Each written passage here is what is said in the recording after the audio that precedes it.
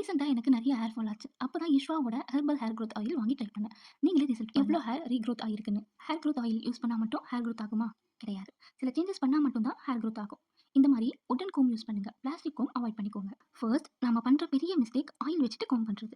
எப்பவும் ஆயில் வைக்கிறதுக்கு முன்னாடி நல்லா டீடாங்கிள் பண்ணிட்டு அப்புறம் ஆயில் வைக்கணும். ஆயில் வச்சு அப்புறம் டீடாங்கிள் பண்றனால ஸ்கேல்ப் நல்லா நரிஷிங்கா இருக்கும். அதனால ஹேர் ரூட்ல இருந்து ஹேர் ஃபால் ஆகும். இந்த பாட்டிலோட கேப்ல ஹேர் அப்ளிகேட்டர் இருக்கும். அத வச்சு ஹேர்ல ஆயில் அப்ளை பண்ணா ஆயில் ஈவனா ஸ்ப்ரெட் ஆகும். நார்மலா கோம்ப் வச்சு எப்படி கோம்ப் பண்ணுவோமோ அதே மாரி பண்ணாலே போதும்.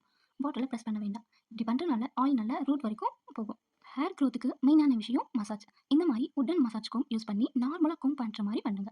பண்ணும்போது லைட் பிரஷர் கொடுத்து ஒரு குட்டி ஷேக் கொடுங்க. வீடியோல நான் பண்ற மாரி பண்ணுங்க. நெக்ஸ்ட் நாம ஃபிங்கர்ஸ் யூஸ் பண்ணி மசாஜ் பண்றனால பிளட் சர்க்குலேஷன் ஆகும். அதனால ஹேர் growth ஆகும்.